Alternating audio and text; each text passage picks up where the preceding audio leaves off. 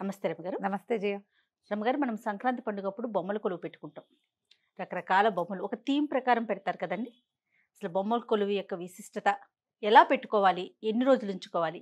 సంక్రాంతి పండక్కే కాకుండా ఉమ్. దసరాకి దీపావళికి బొమ్మల కొలువు పెట్టే ఆచారాలు కూడా కనిపిస్తాయి. అవునండి, అవును. సంక్రాంతి పండక్కి బొమ్మలు అంటే ఎక్కువగా ఆంధ్ర ప్రాంతంలో బాగా పెడతారు. ఉమ్, ఉమ్. కొంతమంది పెట్టుకుంటారు ఇళ్లలో ఆచారం ఉన్నవాళ్ళు. ఇవేంటంటే బొమ్మలు అనేది మనము గౌరీ ఆరాధన, గౌరీదేవిని పార్వతీదేవిని ఆరాధించే విధానంలోనే బొమ్మలు పెడతాం. బొమ్మలు ఎన్ని రకాలు పెట్టినా అక్కడ ప్రధానంగా చేసేది ప్రతిమా స్వరూపంగా మనం గౌరీదేవిని పెట్టి ఉమ్, గౌరిని ఆరాధింపజేస్తాం. ఉమ్. పిల్లలకి ఆడపిల్లలు పుడితే 5వ ఏడు వచ్చిన దగ్గర నుంచి వాళ్ళతోటి గౌరీ ఆరాధన చేయించడం. మామూలుగా శ్రావణ మంగళవారం నోములు, కన్యగౌరి నోములు అట్లా పిల్లలతో నోయించే అలవాట్లు ఉంటాయి. అట్ల తద్ది, ఉండ్రాళ్ళ తద్ది చేయిస్తారు కదా అవునండి, ఆడపిల్లలతో. ప్రధానంగా బొమ్మలు పెట్టడం ఆడపిల్లలకి సంబంధించింది. ఉమ్. దీనికి ముందు ఏం చేస్తాం, మనం గొబ్బిళ్ళు పెట్టిస్తాం, సందె గొబ్బిళ్ళ పేరెంటం చేయిస్తాం. అవును, అవును. అట్లాగే ఏంటంటే ఇదంతా మనకి ఇప్పుడు పబ్లిషైజ్ అంటే సోషలైజ్ అవ్వడము ఇవన్నీ కూడా మనకి మామూలు అయిపోయినాయి. అవునవును, అవునండి. ఇదివరకటి రోజుల్లో ఒక ఊరు నుంచి ఒక ఊరికి ప్రయాణం చేయాలంటే చాలా సమయం పట్టేది. ఉమ్, ఊళ్ళో ఉన్న వాళ్ళు కూడా రకరకాల ఇళ్ల పనులతోటి సతమతం అయిపోతూ ఉండేవాళ్ళు. ఇంటి పనులు వీళ్ళకి ఆట విడుపుగాను, నలుగురిని కలిసేందుకు ఒక పద్ధతిగాను, తర్వాత పిల్లలకి వినయం నేర్పించే విధానంగాను, తర్వాత సంక్రమణపు రోజులు కాబట్టి ఈ కాలంలో శనగలు, పళ్ళు, తమలపాకులు, ఏదైనా బహుమతులు ఎవరికైనా ఇవ్వడం వల్ల మనకి విశేషంగా లభించే ప్రయోజనం దృష్ట్యా ఇలా బొమ్మల కొలువులు పెట్టుకోవటం మొదలుపెట్టారు. దసరాకైనా అంతే చూడు. అవును. మనం నలుగురు ముత్తైదులకు వాయనం ఇవ్వటం, ఏదో పసుపు కుంకుమ ఇవ్వటం, జాకెట్ బట్టి ఇవ్వటం, చీరలు పెట్టడం, ఇంకా నగలు నాణ్యాలు ఏమైనా అలంకరణ సామాగ్రి అలాంటివి ఇవ్వగలిగితే అది కూడా మంచిది, ఇస్తూ ఉంటారు. మంచిదే కదా. అట్లా ఈ బొమ్మల కొలువు పెట్టించే ఆచారం మొదలు పెట్టుంటారు. బహుశా అలా జరిగి ఉండొచ్చు. అయితే దీంతో పాటు ఏంటంటే థీమ్ ప్రకారం అంటే బొమ్మలు ఉంటే థీము, ఉమ్, బొమ్మలు చాలా ఉంటాయి. ఉమ్. బొమ్మలు లేకపోయినా కాసిన బొమ్మలు ఉంటే థీమ్ పెట్టుకునే ఐడియాలు ఉంటే అది కూడా. ఏమీ లేకపోయినా 4 బొమ్మలైనా తీసి బయట పెట్టి గౌరీదేవిని చేసి హారతి ఇవ్వటం అనేది ఒక రెగ్యులర్ పద్ధతి అన్నమాట. ఓకే. మనం ఎలా కావాలంటే అట్లా పెట్టుకోవచ్చు. అయితే దీన్ని ఏం చెప్తారంటే ఇంట్లో ఆనవాయితీ లేకుండా మొదలు పెట్టకూడదని ఒక సిద్ధాంతం. అవును, విన్నానండి. మా ఇంట్లో ఆనవాయి లేదండి మేము పెట్టమంటారు. అదే కాకుండా ఒకవేళ మనకు సరదా ఉంటే పెట్టుకోవచ్చు. కానీ ఈ ఏడాది ఓ 25,000 పెట్టి బొమ్మలు కొని పెద్ద కొలువు పెట్టి వచ్చే సంవత్సరం మేము షికారు వెళ్తామని బొమ్మలను వదిలేయకూడదు. ఓహో, ప్రతి సంవత్సరం కంటిన్యూ చేయాలి. ఖచ్చితంగా అంత కొలువు అన్ని థీములు పెట్టకపోయినా బొమ్మలంటూ కొన్నిటినైనా బయట పెట్టి ప్రధానంగా దేవీ దేవతల విగ్రహాలుగా మనం కొనుక్కుంటాం, తెప్పించుకుంటాం, వారినైనా బయట పెట్టి గౌరీదేవిని పెట్టి హారతి ఇవ్వాల్సిందే. పిల్లలు ఆడపిల్లలు ఉన్నప్పుడు చేస్తారు. ఆడపిల్లలు పెళ్ళిళ్ళు అయిపోయి మగపిల్లలకి కోడళ్ళు రాక అయినా సరే తల్లులు బొమ్మలు పెట్టుకుంటారు. మా అక్కయ్యలు అట్లాగే పెడతారు. వాళ్ళ ఇంట్లో ఉంది, వాళ్ళు పెట్టుకుంటారు. ఓకే. ఆడ ఎవ్వరూ రాకపోయినా మా అక్కయ్య అంత పెద్దది 70 దాటిపోయింది, మా చిన్నక్కయ్య అయినా సరే కొలువు బొమ్మలు పెడతారు. ఖచ్చితంగా బొమ్మలు పెట్టుకుని మా విజయక్కయ్య పెట్టుకుంటుంది. తనకి పిల్లలు ఇండియాలో లేరు. కొన్ని బొమ్మలైనా తీసి బయట పెట్టి సీతారాముల సెట్టు, ఉమ్, పారాడే కృష్ణుడు ఉమ్. ఇట్లా పెట్టి గౌరీదేవిని పెట్టి బొమ్మలకి ఖచ్చితంగా ఏదైనా నివేదన చేయటం, బొమ్మలు ఎదురు చూస్తాయని చెప్తారు. జయ, ఉహుం. ఇప్పుడు ఆరాధించాము, మళ్ళీ ఈ సమయం వచ్చేసరికల్లా ఆరాధన సమయం వచ్చింది, ఓ. ఖచ్చితంగా చేయాలి అని చెప్తారు. సరదాగా ఒక సంవత్సరం చేసుకుంటాం అని మానేయబోకండి. ఓకే. ఒకవేళ మొదలు పెడితే కనుక ఉమ్. మొదలు పెట్టము. ఎవరింట్లోనే బొమ్మల కొలువు ఉంటే బొమ్మల కొలువుకి రండి అంటే చక్కగా వెళ్ళండి. సోషలైజ్ అవ్వడానికి ఇది చాలా మంచి విధానం. చక్కగా సీతారామ లక్ష్మణ ఆంజనేయులు, ఉమ్, ఆంజనేయుడు సీతారామ లక్ష్మణులు, తర్వాత రాధాకృష్ణులు, ఉమ్. తర్వాత విష్ణుమూర్తి, శ్రీదేవి భూదేవి సహిత విష్ణుమూర్తి, ఓ. తర్వాత రాధాకృష్ణులు ఎలా పెట్టుకుంటాం. అక్కడి నుంచి పారాడే కృష్ణుడు, ఉమ్. వెన్న కృష్ణుడు, ప్రధానంగా ఈ బొమ్మల కొలువుల్లో ముఖ్యంగా ఉండే దేవి దేవతలు వీళ్ళు. ఆ తర్వాత అష్టలక్ష్ములు, ఉమ్. లక్ష్మీ సరస్వతి, వినాయకుడు, తర్వాత ఏమో చిన్న చిన్న కృష్ణ విగ్రహాలు రకరకాలు. ఇప్పుడు బోల్డని దేవి దేవతల విగ్రహాలు మనకు కనపడుతున్నాయి, దొరుకుతూ ఉంటాయి కదా. అవునవును. ఈ మధ్య చూశాను ఒకళ్ళ వారాహి అమ్మవారి విగ్రహం ఇంతది, ఎంత బాగుందో, ఆ. భలే అందంగా ఉంది. వాళ్ళు తమిళనాడులో ఎక్కడి నుంచో తెచ్చుకున్నారు.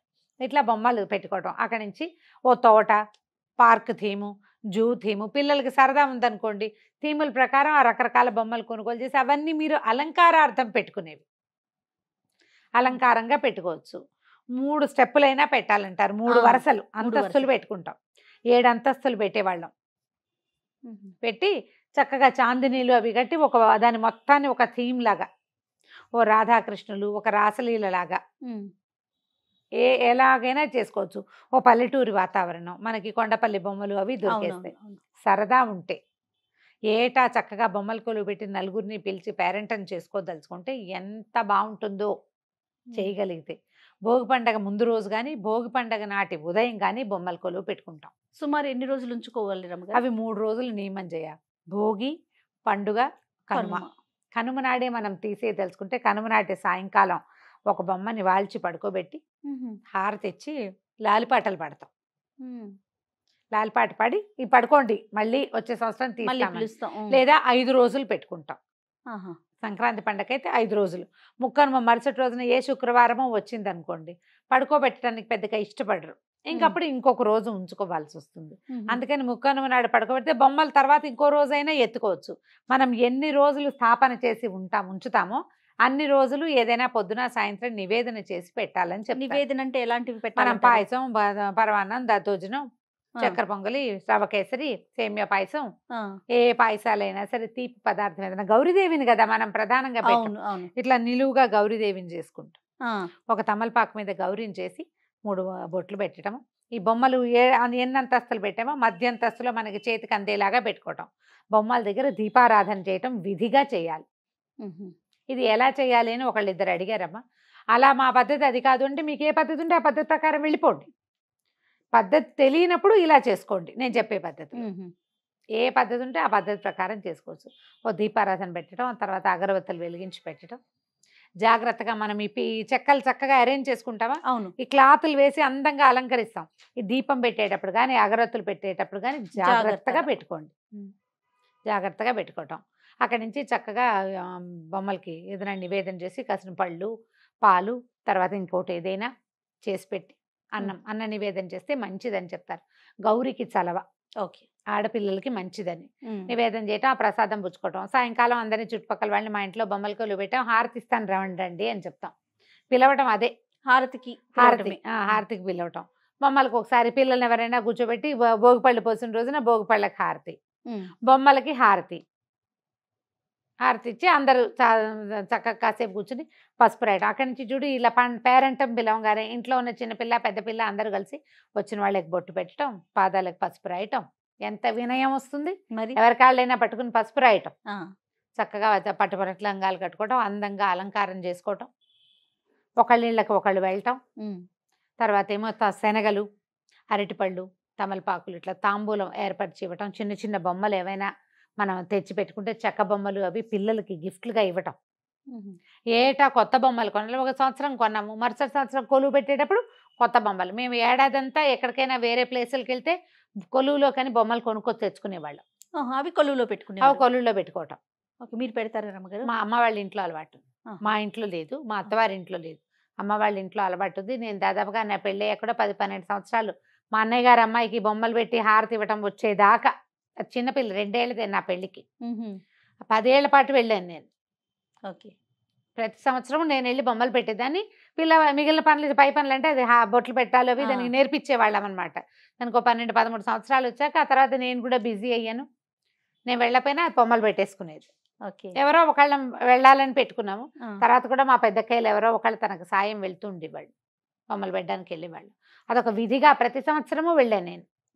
మా అత్తారి ఇంట్లో బొమ్మల కొలువు పద్ధతులు లేవు.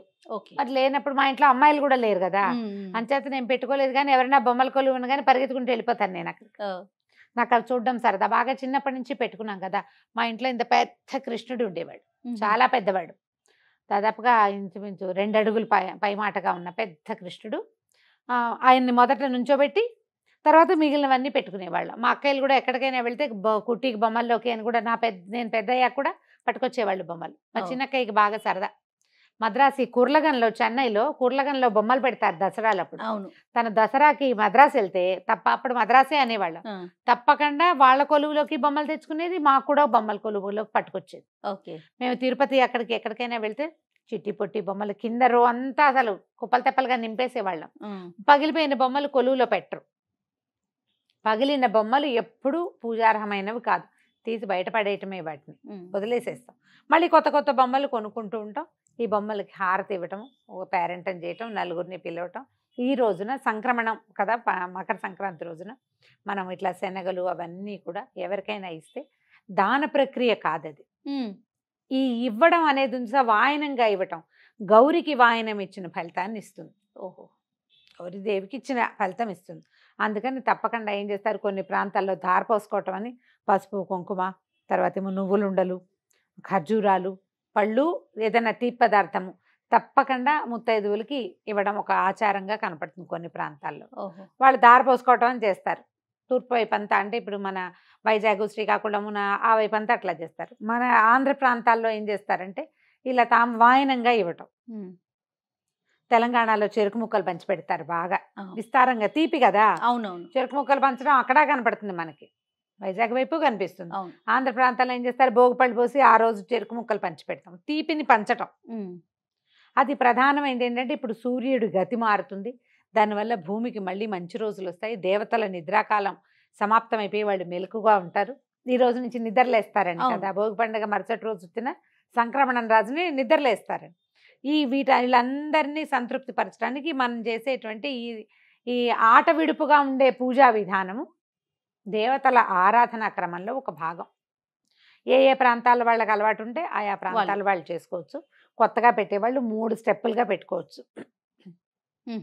కొంచెం ఎత్తుగా ఏదైనా వేసి మనం కాళ్ళకి తగలకుండా, పిల్లలు ముట్టుకోకుండా అట్లా ప్లాన్ చేసుకుని పైన ఏదైనా ఒక ప్రధాన విగ్రహాన్ని నిలబెట్టడం, అటు ఇటు 2 చిన్న విగ్రహాలు బొమ్మలే, మట్టి బొమ్మలు, మట్టి పింగాణి బొమ్మల్ని, చెక్క బొమ్మల్ని, ఈ కొండపల్లి బొమ్మలు అట్లా కూడా పెట్టుకోవచ్చు. మట్టి బొమ్మలు మాకు బందర్ దగ్గర వలంతపాలెం అనే ఒక ఊళ్ళో తయారు చేసేవాళ్ళు. మా దగ్గర ఇంత పెద్ద పెద్ద సీతారాములు కూడా ఉండేవాళ్ళు. కాస్త ముక్కు మొహం బాగుండి చక్కగా అందంగా ఉండి చక్కగా రంగులేసిన ఏ బొమ్మనైనా, పిల్లలు ఆడుకునే బొమ్మలు కూడా పెట్టచ్చు. కాకపోతే మధ్యలో తీయనివ్వకూడదని చెప్తారు. పెట్టినాక లాస్ట్ వరకు ఉంచాలి. 3 రోజులు 5 రోజులు మనం ఉంచుకున్న నాళ్ళు ఉంచుకొని చక్కగా చివరి రోజున పడుకోబెట్టి హారతి ఇచ్చేసి జోలపాటలు పడి పంపించేస్తామన్నమాట. ఇదంతా సోషలైజ్ అవటానికి పెద్దలు పెట్టిన కార్యక్రమాలు ఇలాంటివన్నీ కూడా, అంతే కదా రమ్మగారు? గౌరీ ఆరాధనా క్రమం అంతే. పిల్లలకి ఆరాధనా విధిని అలవాటు చేయటం, నలుగురికి తాంబూలాలు ఇవ్వడము, మంచి రోజుల్లో ఎవరికైనా ఇచ్చిపుచ్చుకునే పొరుగుతో చక్కగా ఉండటం, దానికోసం అని పెట్టింది. మంచి పద్ధతి, కుదిరితే చేసుకోవటం. తప్పకుండా. నమస్తే. నమస్తే.